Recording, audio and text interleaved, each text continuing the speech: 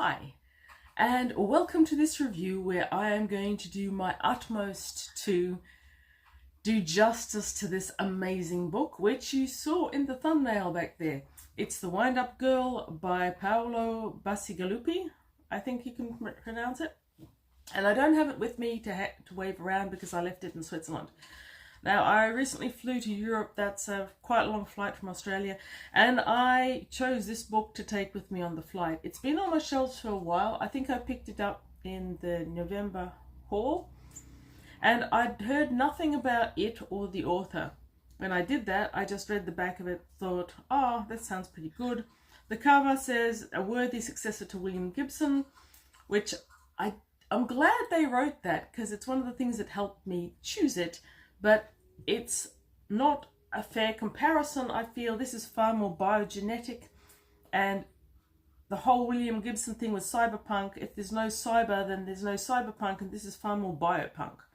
Whatever. Still, I'm glad someone wrote that. I bought the book. It sat on my shelf for quite a while. It's pretty chunky. I thought it was perfect for a 14-hour flight, and it was. And it blew me away how good it was.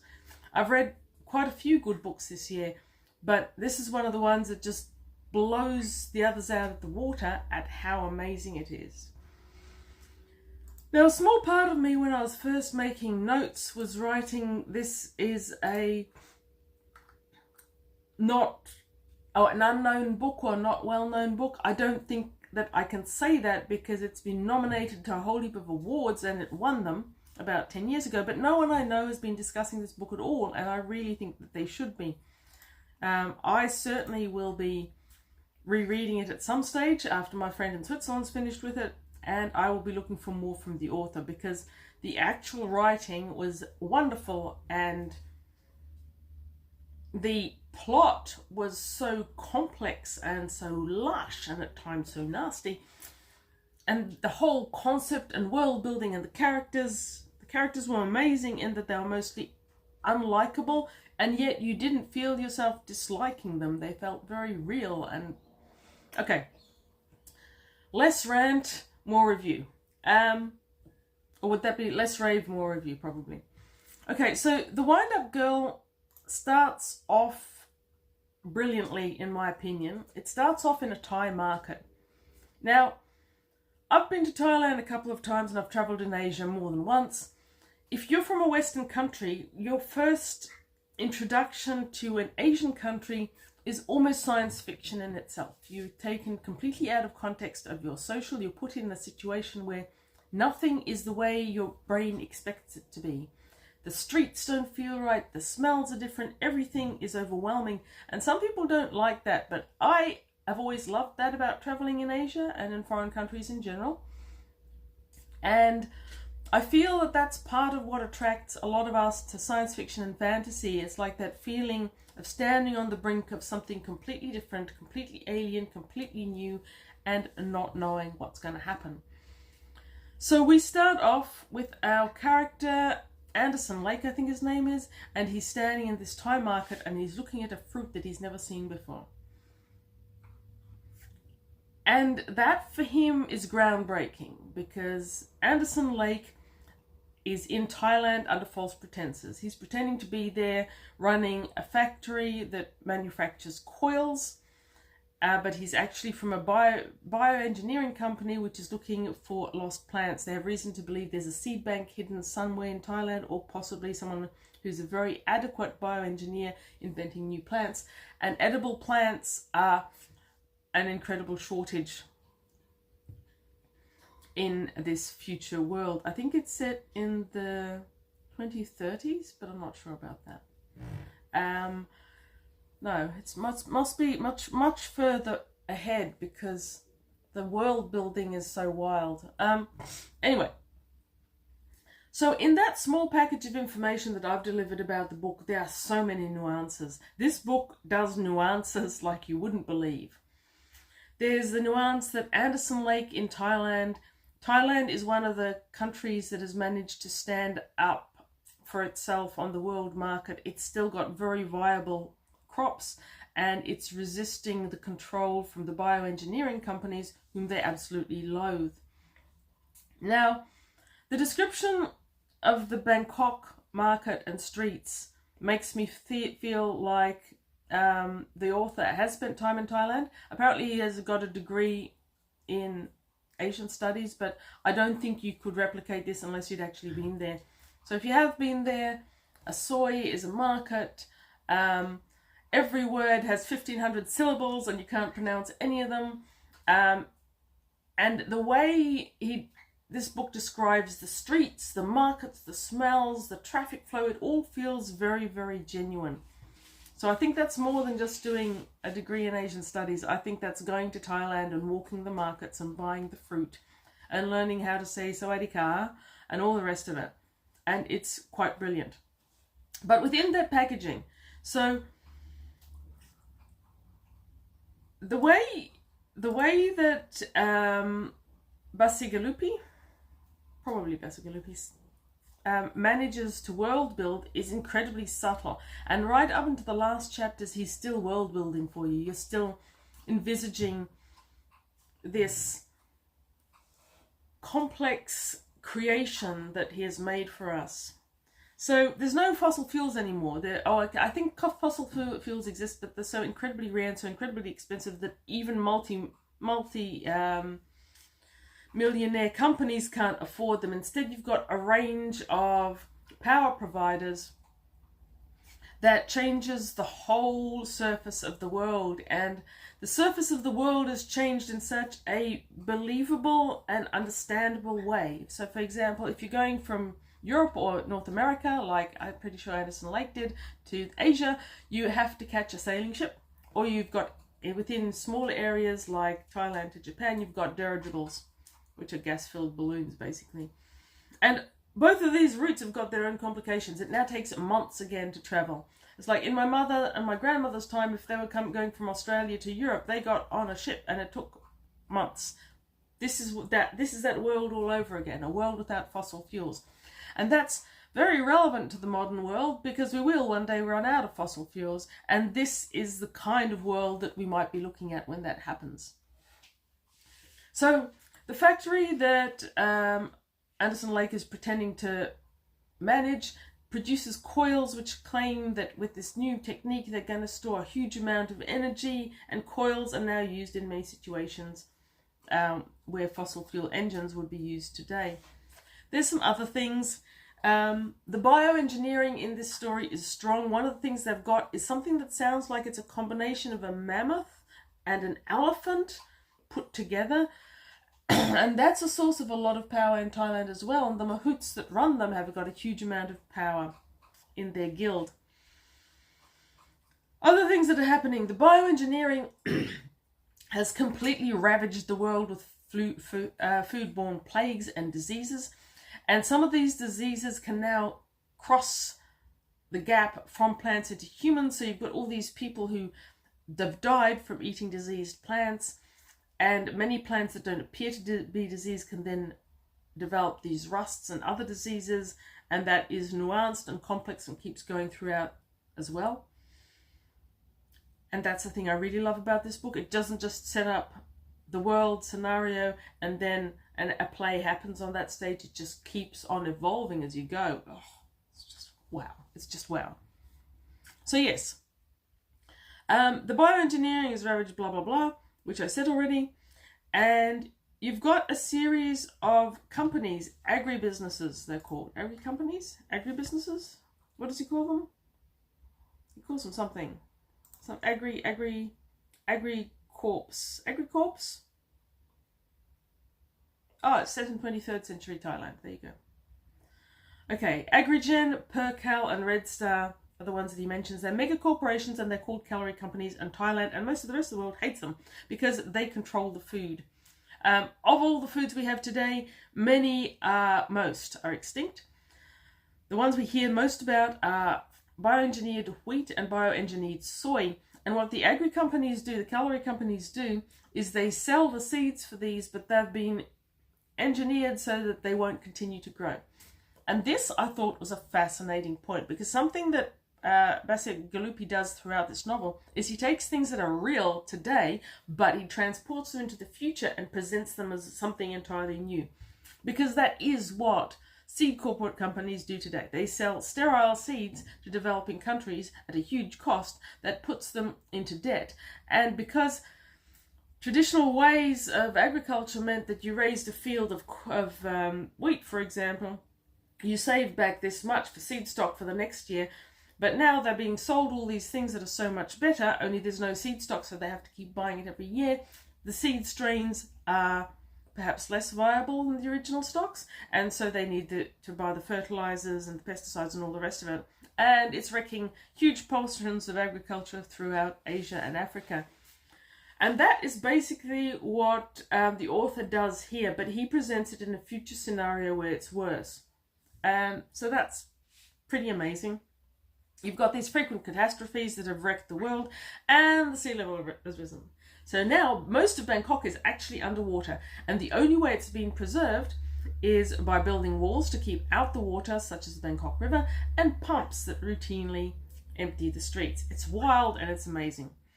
Thailand has managed to keep a lot of its own autonomy, as I said, and that's enough raving about that element. So within Thailand, you've got this incredibly subtle and nuanced socio-political organization. There's a child queen who is essentially a figurehead and is being run by the regent, the queen's regent. I don't think anyone ever even sees her. She may not even be real anymore. There's the regent. There's a general who's in charge of the environmental ministry, and another one in charge of trade ministry. Now, environmental ministry and trade ministry constantly butt heads. So you've got these white shirts that are the agents for the environmental ministry, and they go out, they basically behave badly. They do terrible things to people, and they get away with it because of the power that resides in that ministry. But trade ministry is always trying to get back their own power. So you've got this situation, and Anderson Lake and other foreigners in Thailand are involved in that too, because if they want to trade, they have to grift and graft with the rest of them. So now we've reached the point where Anderson Lake meets the Windup Girl herself, Emiko, and this is the bioengineering part of it. Not only are they bioengineering elephants into mammoths, and they're these weird shadow chameleon cats. If you like cats, you can't wait for the cats in this thing. But the Windup Girl is a genetically modified human. They're raised in creches in Japan. They're illegal in Thailand, and most bioengineering is. Emiko was raised at great expense and trained at great expense to be the perfect companion. She can speak multiple languages.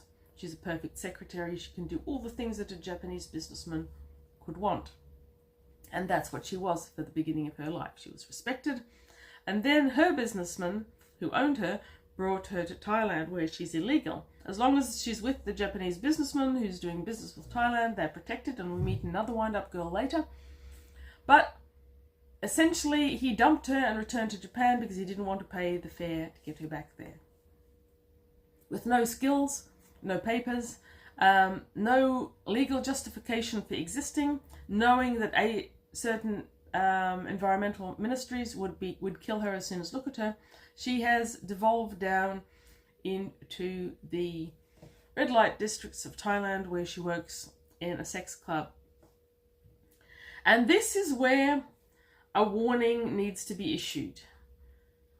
This book introduces us to Emiko, who's in a miserable virtual slavery situation. We're told that she isn't quite human. It sounds like Japanese originally bioengineered people to look exactly like humans, then decided they needed to be differentiated. So instead of smooth movement, she's got a very jerky movement to indicate that she's a wind-up or a clockwork type thing. But in all real terms, she's a human being. We relate to her as a human being. She relates to herself as a human being, though a very, very miserable one, because she's working in the sex club where horrible things happen to her. So here is the warning. If you are in any way upset by serious sexual assaults, by rapes, etc., you may not be able to cope with this book, because this happens repeatedly. graphically and brutally. It's part of the story, and I don't object to what the author did with it, but if you are triggered by any of these things, no matter how wonderful this book is, you can't avoid it. So that's part of how Emiko and her situation and her relationship to Anderson Lake are set up. She is a brilliant character, and she continues throughout the book. And this is a spoiler, but whatever, her ending isn't unhappy, which, you know what, through most of the book you can't see that coming, because the things that happen to her along the way aren't great. Now, what haven't I raved about in this wonderful book? I haven't raved about the characters. The characters are kind of unique. There's a lot of them. They are, each one of them, incredibly unique, memorable, and it's weird. I don't mind having unlikable characters in a book. I need something to relate to, but I don't mind it overall. All of these characters are simultaneously unlikable, but intensely real. So Anderson Lake is obsessed with Emiko, but he doesn't really do anything nice for her. And he's a spy, and he does some bad stuff. You've got one of our other main characters is called JD. He's one of the white shirts for the environmental ministry. He does nasty things to people, and so he's considered the most honest. And if you read the reviews online, he's the good guy. He's not a good guy. He's a bad guy. He does bad things to people for no particular reason than his own other beliefs, his own personal beliefs.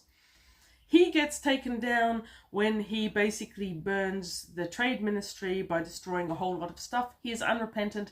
He's seen as a bit of a hero by the Thai population, even though he's one of the people that kicks over their food stalls if they're burning the wrong methane, whatever. He's unrepentant about everything that he does until his wife is kidnapped, and he's told that she will be killed unless he humiliates himself and confesses his crimes and goes off to a monastery. After he goes out, his second in command, Kanya, takes over and is given his rank. And she's not exactly a wonderful person either. We don't find out just how not wonderful until the end. But believably not nice. You've got these generals who are also pretty shit human beings, gotta say. Emiko, the non-human being, is actually the most likable and relatable human being, and even she doesn't always do great stuff. Hey chick, what's up? You want to join the conversation? Too far away. And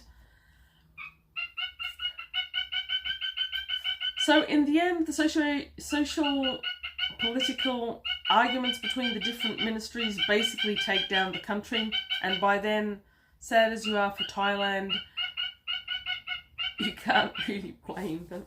Hold that thought. Okay, chicken babe. If we're singing, let's come and sing with me. Come on. Yes, do it. Say hello. No? You're not going to say hello. So, where was I? Yes.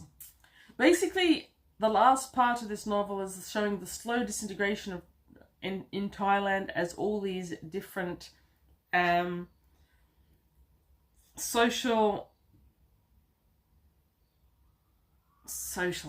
ministries and everything combat each other, and the whole thing just devolves into chaos. And part of the way we see this chaos is yet another very believable and quite unlikable yet strangely fascinating character. Now, I can't remember his name.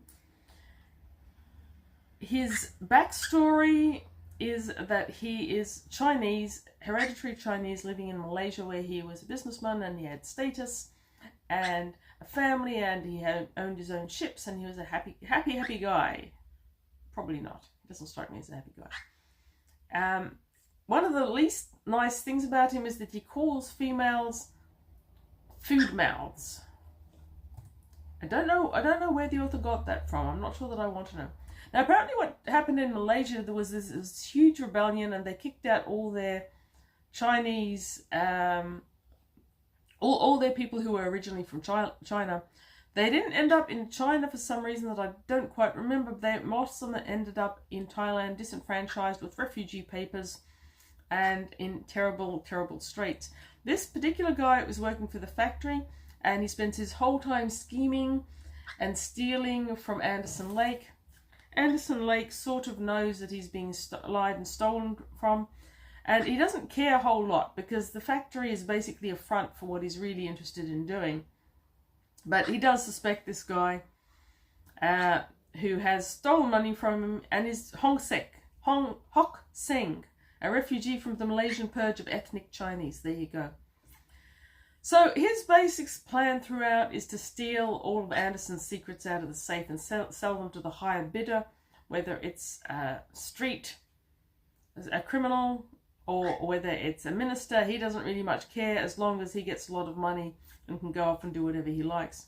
So you've got all these interests and characters, and they intersect in strange ways. And as social collapse happens in Bangkok, we see it through Hock Seng, and we see it through Emiko, and we see it through Anderson Lake, and all the other characters that crop up along the way, including Kanya and JD. It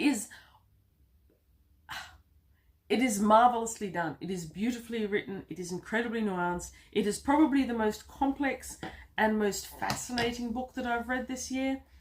And I really cannot recommend it enough. So I left it with my friend, hoping she'll read it. From what I can tell, she's enjoying it as much as I did. The one thing I will say about this book is when you start it, and you really should start it tomorrow if you can. I do recommend. You will need some time to get into it. It's a book that you will need to reach a certain point before you can truly start metabolizing the story, because so much information is given to you so organically and consistently.